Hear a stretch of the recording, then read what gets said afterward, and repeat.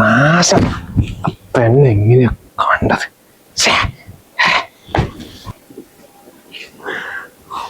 നിങ്ങളെന്താ ഇവിടെ ഇരിക്കുന്ന? ഒന്ന് പുറത്തിറങ്ങിക്കേ, കുറച്ച് പണിയുണ്ട്.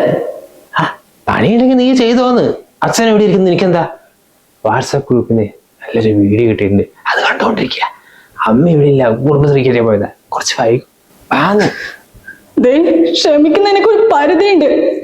ഇനി നിങ്ങളിങ്ങനെ തുടർന്നുണ്ടല്ലോ, ഞാൻ എല്ലാം അമ്മൻ്റെ അടുത്ത് പറയും.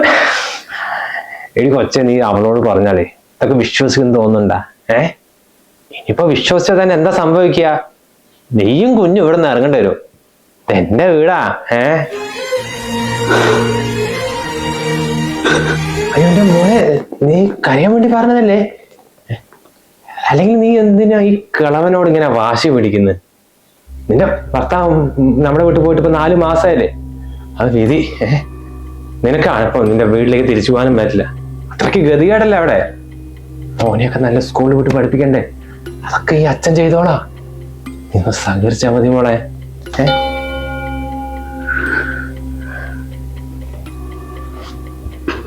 ചേച്ചി പറഞ്ഞ കാര്യം ഞാൻ അന്വേഷിച്ചു കേട്ടോ.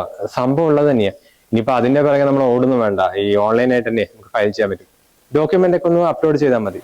എന്റെ അനീഷ, ഈ ജോലിന്റെ കാര്യമാണെങ്കിൽ നടക്കില്ല കേട്ടോ. അല്ലെങ്കിൽ എന്റെ മരുമോള് കൊണ്ടുവന്നിട്ട് കഴിഞ്ഞ ഗതികേടൊന്നും ഈ കുടുംബത്തിനില്ല. ജോലിന്റെ കാര്യം നല്ല ക്യാഷ് കേട്ടാ.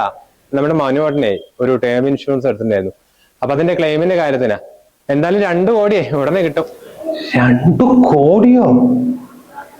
നീ എന്താണ് അനീഷ പറയുന്നത്? അത് മാസം 400-500 രൂപയൊക്കെ മാറ്റി വെച്ചാലേ ഇതുപോലത്തെ ടേം ഇൻഷുറൻസ് നമ്മുടെ ബയോല ലിങ്കിൽ പോയിട്ടേ 15% വരെ ഡിസ്കൗണ്ട് എടുക്കാൻ പറ്റും. അതും ഇന്ത്യയിലെ ടോപ്പ് കമ്പനികളിൽ നിന്ന്.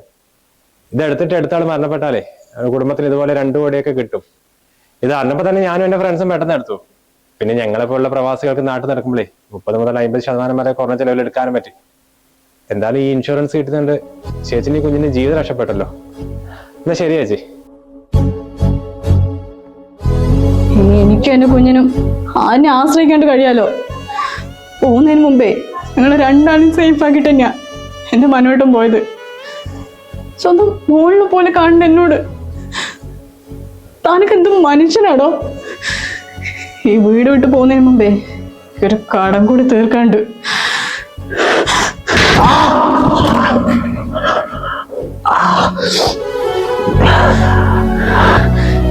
ഇതും കൂടി ചെയ്തില്ലെങ്കിൽ പിന്നെ എനിക്കൊരു മനസമാധാനം ഉണ്ടാവില്ല.